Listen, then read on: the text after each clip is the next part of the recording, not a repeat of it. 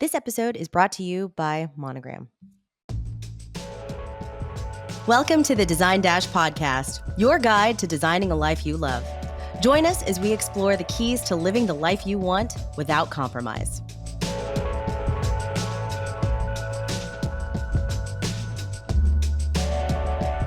Hi, everybody. You're here in the Design Dash podcast. I am your co-host, Melissa, and I'm here with my co-host, Laura Umansky, and we are here with Kirsten Kirksteiger, and a really great guest today because we share the same audience.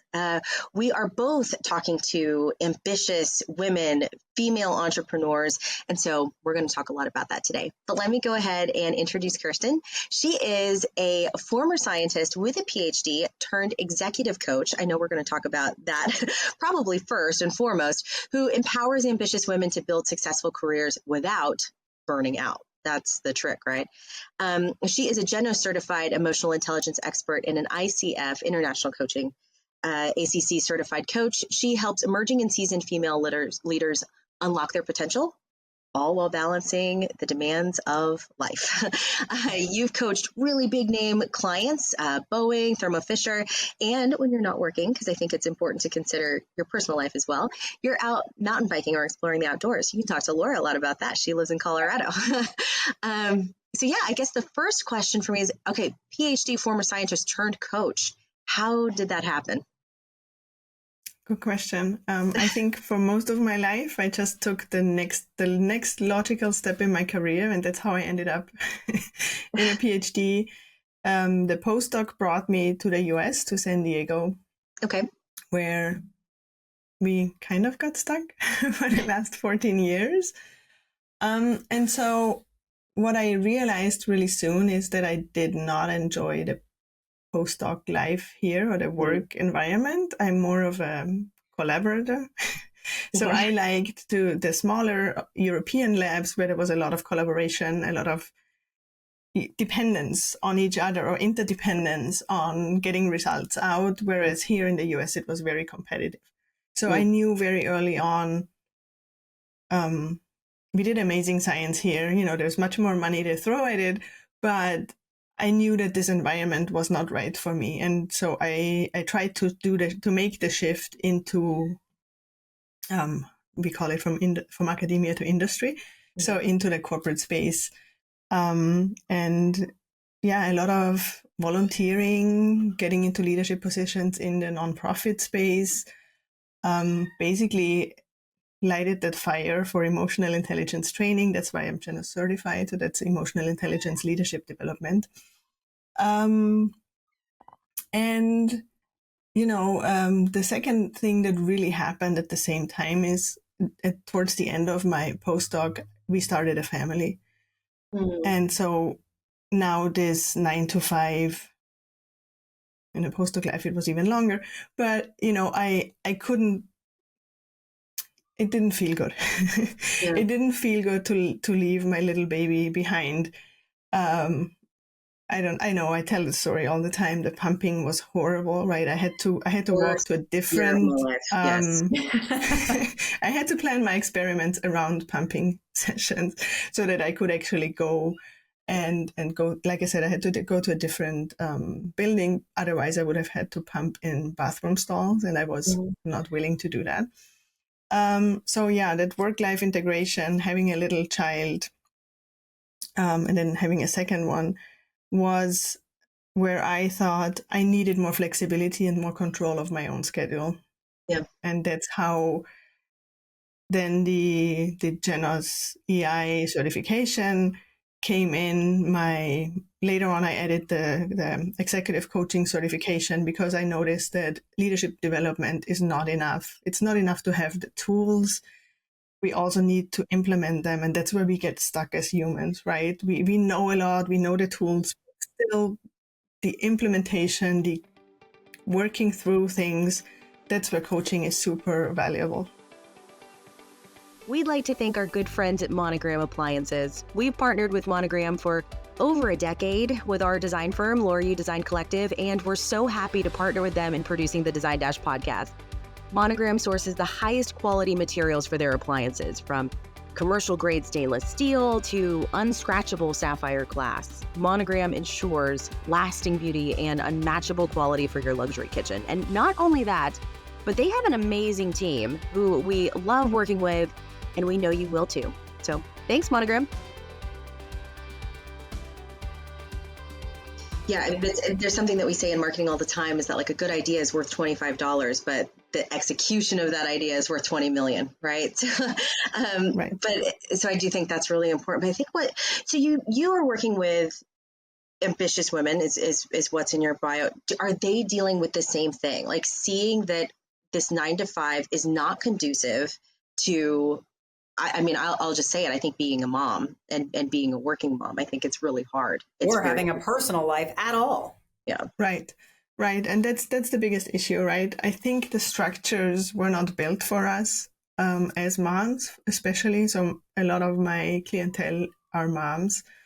Not everybody is a small business owner. So I'm also working in the STEM space, in the science, technology, and engineering and math. They are notorious for having little flexibility. So I believe that actually for these women, it's important to climb the ladder to get to a position where they can actually have that flexibility, right? Yeah. And be the boss of their own schedule, where they now have the control. And then also, most importantly, they can change the culture in their teams to make it more flexible and welcoming to people who do have a life outside of work, right? Or who cherish their life. And I think it came up through COVID, right? Where a lot of people, they had to pause, right? This was a moment where we had to pause for a moment and say, hey, what is really important to me in life? What are the parts I'm willing to give up and what are not? And then it became frantic again, right? Like a lot of people had their kids at home and they had to school and work at the same time at home, which was, in my opinion, not what we needed to focus on. I think we should have let the kids be in a safe environment, support them, but not push parents to do schooling. It was for nothing. And that's from the emotional intelligence standpoint, right? We're in fight or flight at that moment. Nobody's open to learning. So right. That's an aside. When I say a full life, I don't only mean family, like little kids. I mean, that's my situation right now. I'm always also part of the sandwich generation. So I have kind of little kids and I'm already getting into the area where I have to start taking care of my parents. I mean, my dad passed away 2 years ago, but my mom now is the one who is still physically healthy, but she needs support navigating things. So any caretaking athletes who need a lot of time to actually prepare for their sport, right? I want them to make the space to make those things happen. I think that's that it seems like an obvious thing that you have children at this time of your life, and then you also are potentially caretaking for aging parents. But it really does fall to women, I think, overall. I'm reading a book called Invisible Women. I don't know if you've read this yet, but it's about data gaps. And it's because a lot of the research and data is around men. And that goes from, planning for transportation, urban planning, medical advice, all of those things. It's all based on general, but it's men. And so I think it's really interesting that you said you really left research or academia because it couldn't fit. It wasn't flexible enough. And I think, at least referencing that book, it says the same thing. Women are often, they take themselves out of academia or they're forced out. They're not considered for tenure.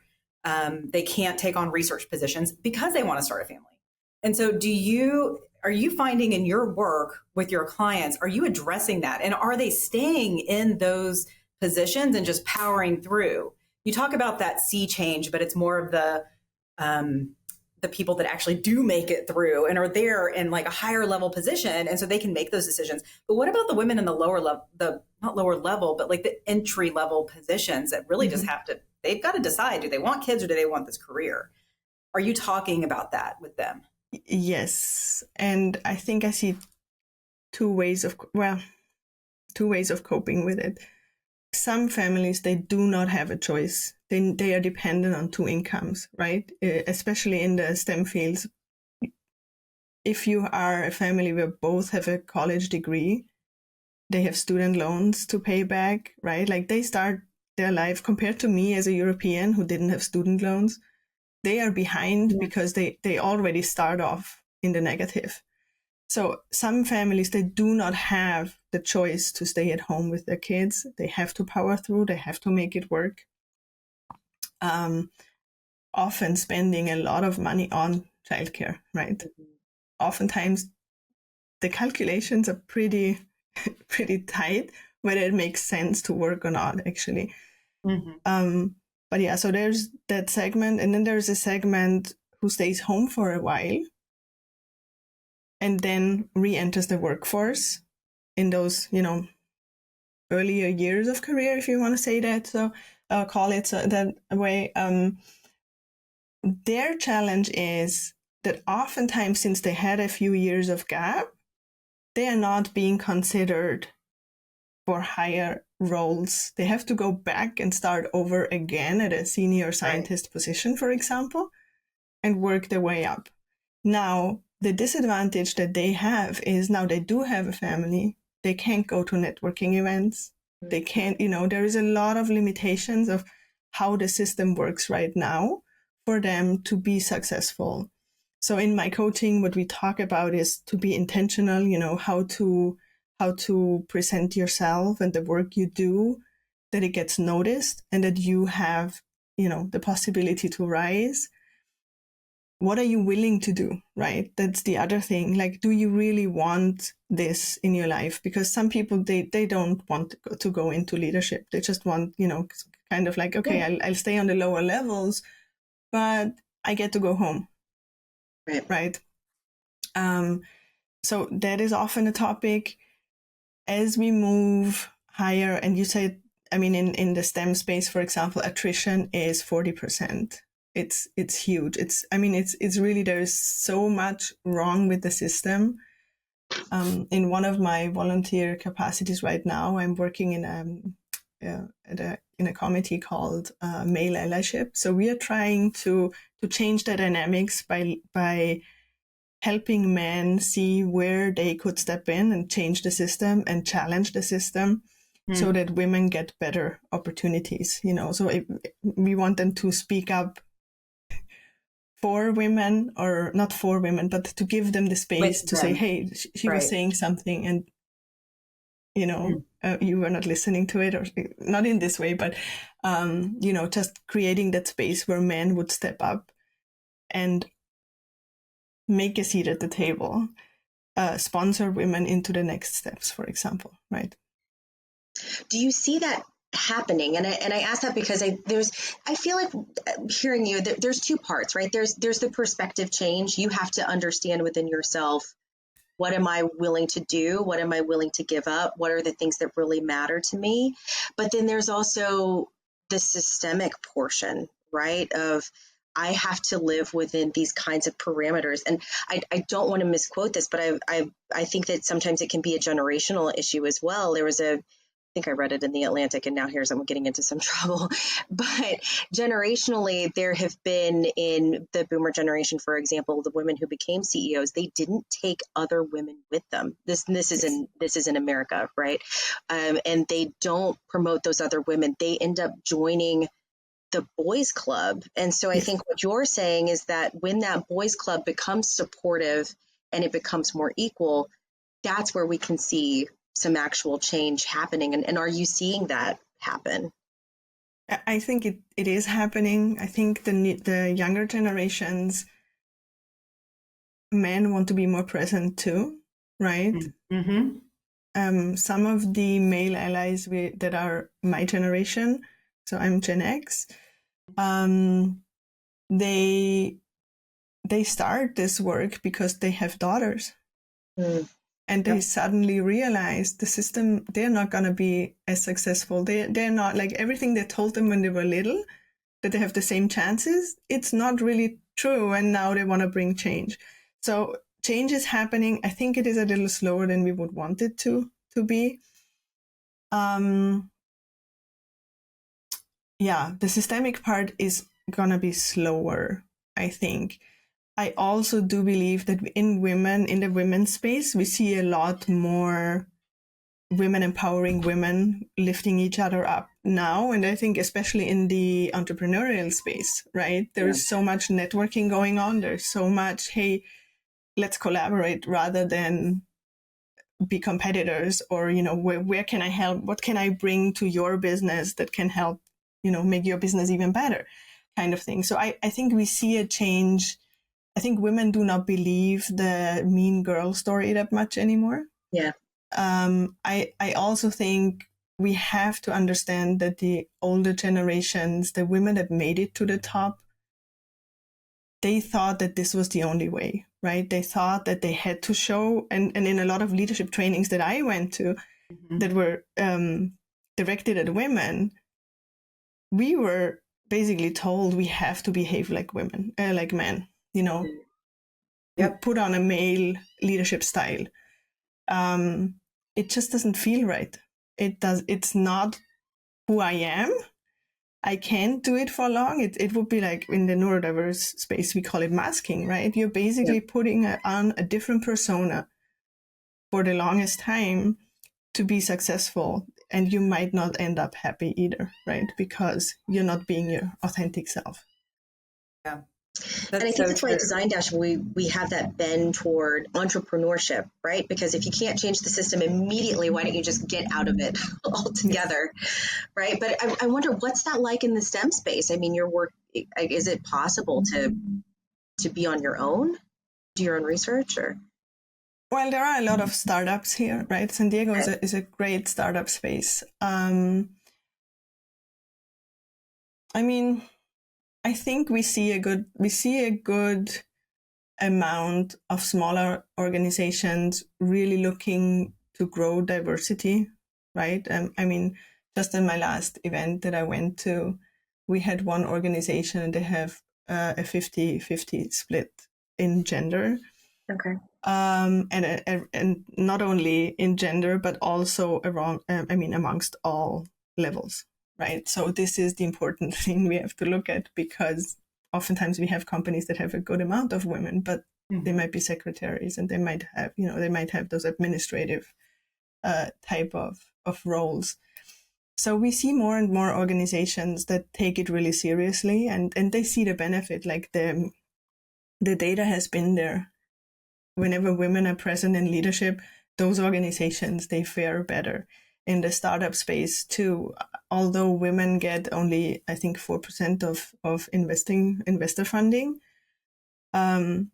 women's businesses are usually the ones that are more stable and more on a secure footing, because women do a lot of more due diligence than men. And that's now generalizing, but what we see from the data is that women founders usually have a better success rate.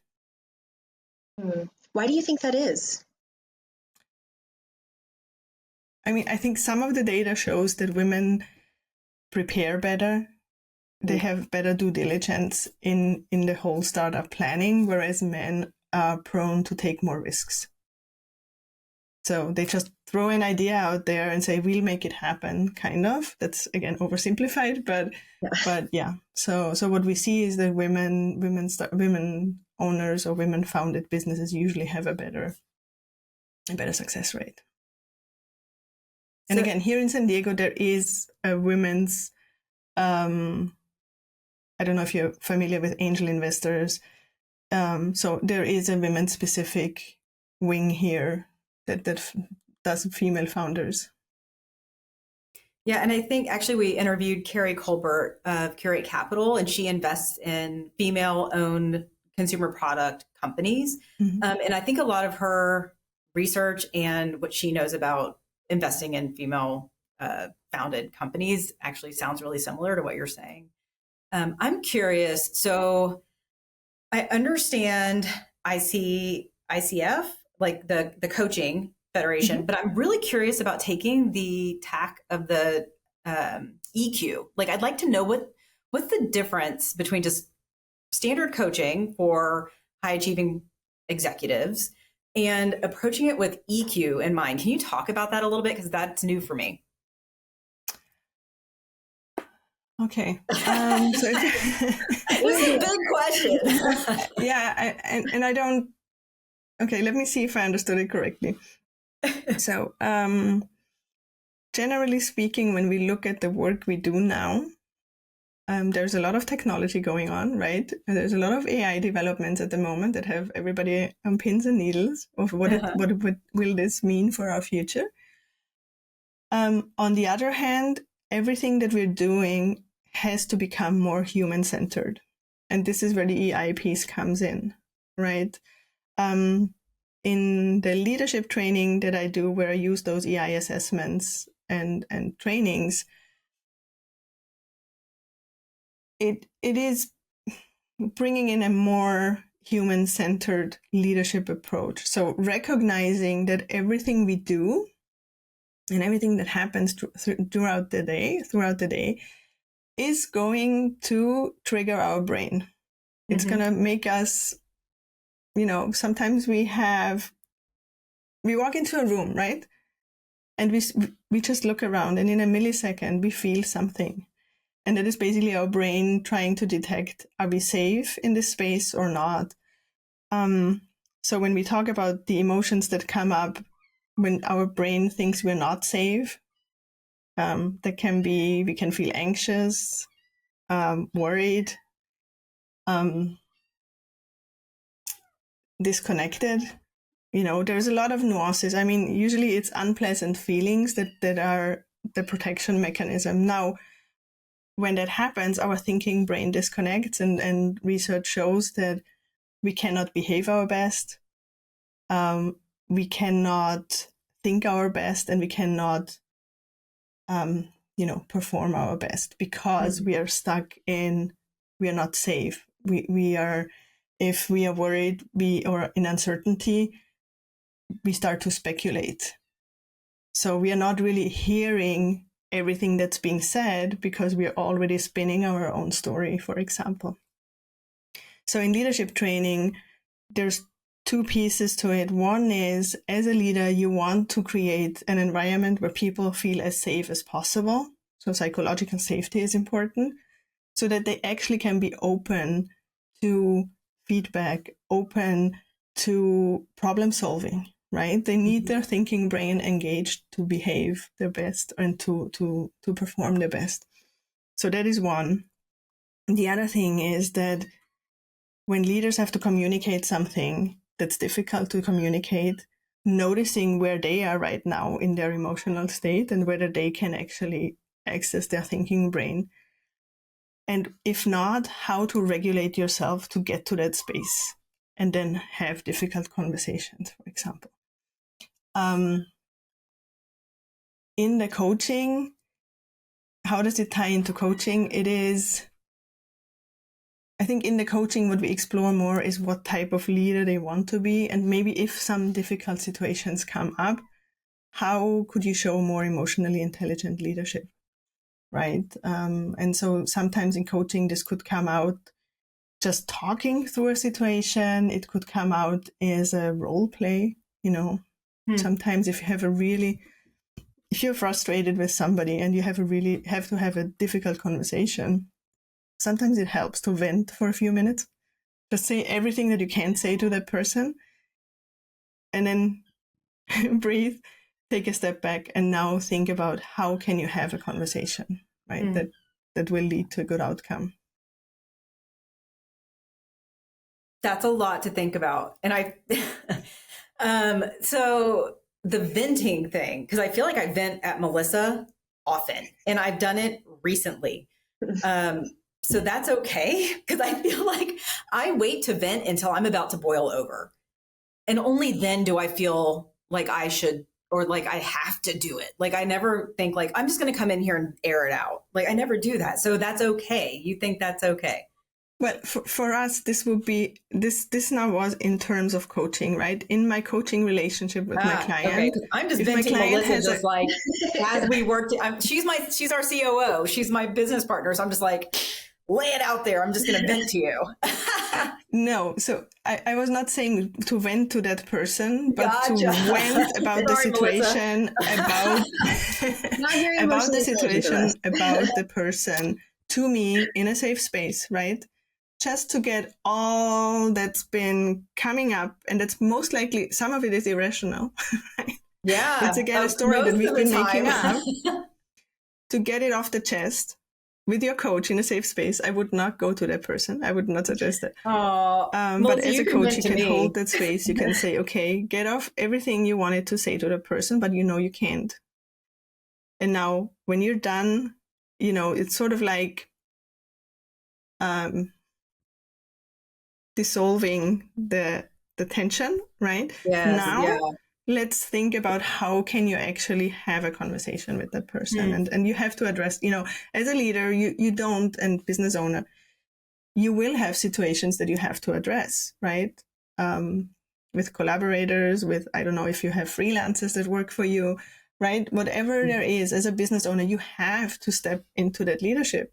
And so you have to have difficult conversations at times, but you want to have them in a constructive way. Mm-hmm. And so that's where this comes in, where coaches can help you, role play those conversations. And then you would ask, and how did you think this went? And then, we can sometimes step into the other person's shoes and say, hey, I would say this now, right? So you can play through those without, it's sort of like a rehearsal, without having to face the person right away. If you don't have a coach, what's a good way to go about those kinds of challenging conversations where, you have to give some direct feedback that's constructive, right? But maybe there is some fire behind it. Like, are there just any tips or a good way to approach? So what we usually suggest is to do that in a space and time that's appropriate, right? Like, make the space and time for it and prepare. Like, if you don't have anybody to role play with, but think about what perspective could the other person bring that I'm not considering right now.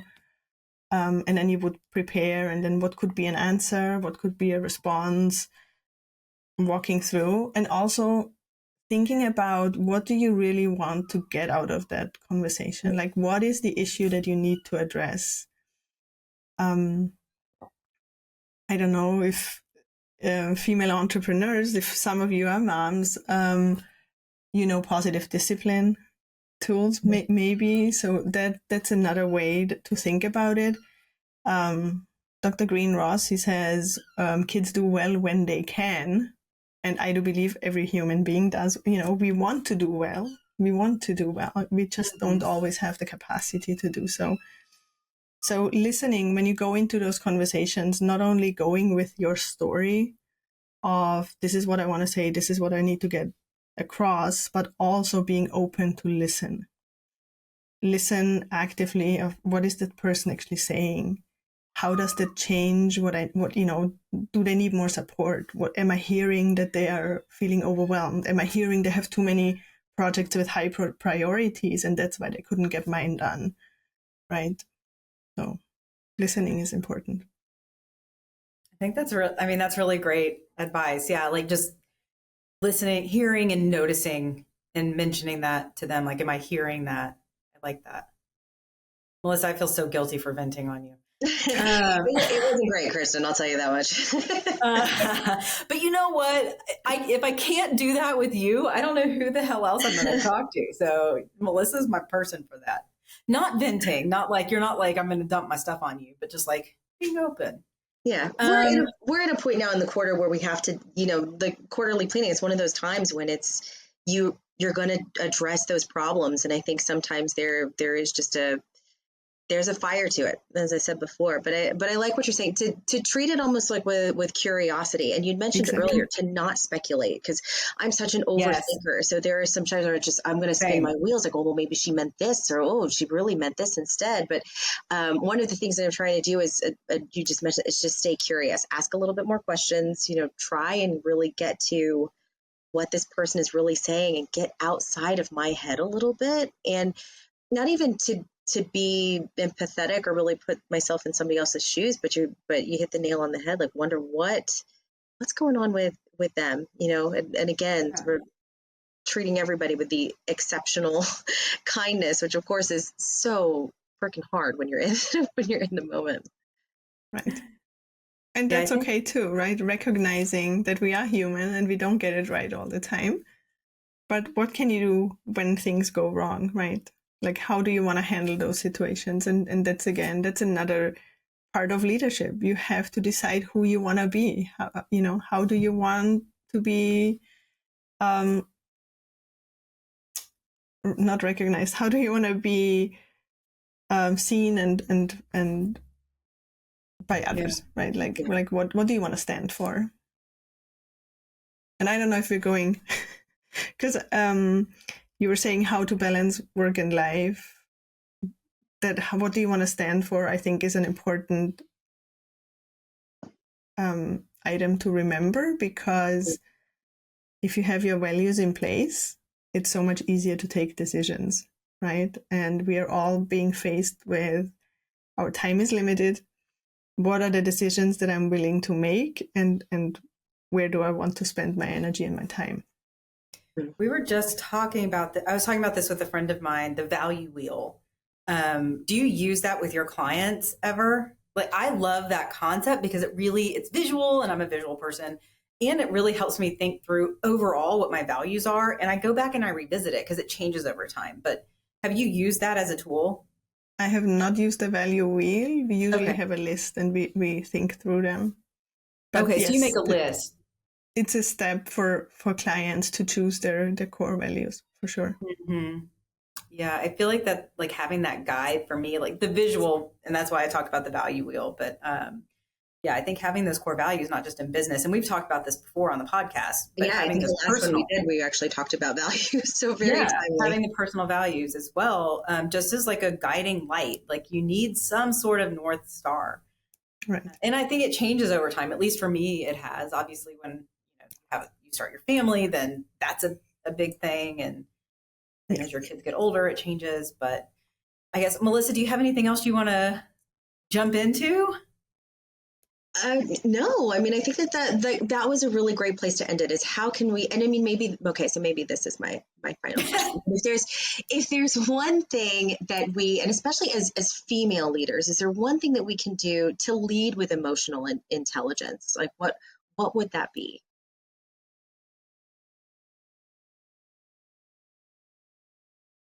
I think that most women actually have a little higher emotional intelligence, because we were brought up to be okay with emotions, right? Like, most of our social conditioning for women was, you are the emotional one.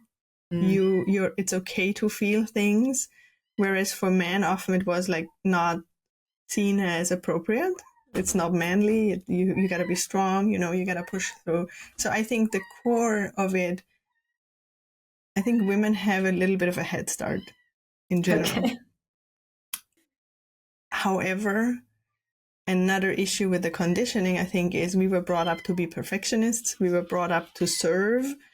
So I think self-compassion, giving yourself a break when you need it, speaking up about your needs. I think this is the one where noticing your needs. I think this might be the competency that I would highlight for women, noticing when you need help and actually being okay to ask for help or for breaks. I think this is the struggle that I see most with women, that they just overfunction. They just do everything, and then they're like, I do everything. And it doesn't have to be that way.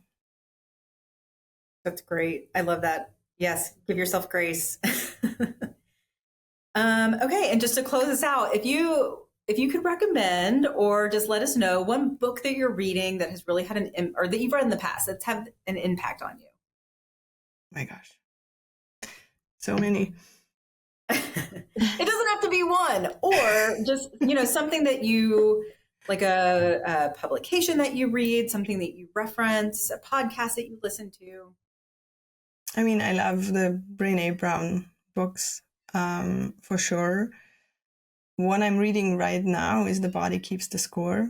Oh, yeah. So that's more about, where you keep your trauma, where it sticks or where it gets stuck in your body. That's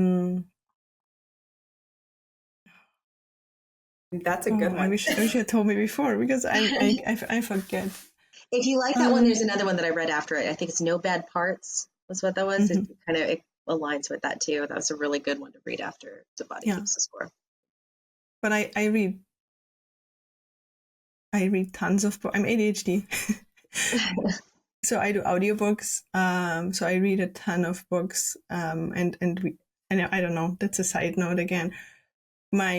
We homeschool our kids. So that was another one of those deciding factors why I needed to start a business, because I needed more flexibility. Yeah. So I read a lot of books about development, child development, education, and it all ties back. I can see leadership coming up in all those topics all the time. Oh, one of the books that I recommend people at the moment is The Anxious Generation. Mm-hmm. What I really liked about it, it's scary. And again, I got sucked in, so I was really very much like, oh, phones are bad. But anyways, at the end, he has really good suggestions on how to bring a play-based childhood back. Oh, so I love that. Is that for like the anxious generation? Is that just for very small children, or more like what age group? It's about technology use. It's actually about the increase of depression and anxiety we see in youth since the iPhone came out. So 2010. Oh, gosh. So it's mostly teens he's talking about now. Yeah. Yeah. I can see it in my But children. the end is really good. Like I said, you get really depressed. But at the end, he has really good suggestion on how actually to change some of those things. Oh, it's Jonathan Haidt. I thought, yes, he did The Coddling of the American Mind. I loved that book also. Yeah. So he does talk about that as parents, we all need to get together and decide we're not going to have phones until a certain period. And so my daughter is turning 13 tomorrow. And I always told her I was going to get her a phone at 13, but not any earlier. And all of her friends have had phones for 2-3 years now, and she hasn't had one. And so finally we said, you're turning 13. We'd put our foot down a long time ago. This is when you're going to get a phone. And now she's like, I don't even know if I really need one. Oh, good I don't know if it's a win or not. She still has a tablet, so she's still very connected. But I need to read that book because I loved what he had written before. And it is, again, it's another systemic change that we all have to get together and decide, do we want to keep going as we're going? It is making us more anxious. It's making us less happy. But what can we do to change it? And I think we have to do that as a community. Exactly. And that's what he's pushing for. He's pushing for the tech companies to get more regulated, to release, to be strict on the 16-year-old use for social media. Oh, yes. That's actually the age I gave my children. Just, it felt instinctual. Like, no, you cannot have access to Instagram, Facebook, Snapchat, Twitter, TikTok, any of that. We'll talk when you're 16. Yeah. I don't know why that age. I mean, it's probably not arbitrary. Obviously, if someone has done research on it, it makes sense, just developmentally. But I don't know. For me, that just feels right. But my kids are those kids that have had phones since they were, they're probably about a year. So they're 12 now. Yeah. So when they were 11. easy to justify getting it's it for so them. Convenient. I know I've missed out on so many times where I can just connect with my daughter and be like, oh, I have to pick you up a little bit later. Or can you get a ride from somebody else? Yeah. And so now the phone is for me, right? And that's true with her. And so yeah, gosh, I mean, that's a whole other podcast in itself. What do we do with that? We're going to venture down that road, Melissa, soon, because I have a lot to say on that subject. But well, anyway, Kirsten, it has been really great having you. Thank you so much for chatting with us. This is very enlightening. I appreciate it. Thanks for having me. It was a pleasure. Oh, and if anybody wants to get in touch with you, how can they get in touch with you? Okay, well, the easiest is my homepage. It's Kirsten Kirksteiger, so my first name, my last name.com, or on LinkedIn. And again, it's just LinkedIn and then K Kirksteiger. Okay. Those are the places I hang out most. Just come to the Design Dash website and you will find her podcast there. Yes. All right. Well, thank you so much, Kirsten. This was a great one. Thanks for stopping by. Thank you. Thank you. Thank you for listening. Make sure to check out our next podcast, coming live next week on Spotify, Apple Podcasts, or wherever you get your podcasts. In the meantime, you can find us and more wonderful stories like these on designdash.com. And make sure to follow us at Design Dasher on Instagram and TikTok. Till next time.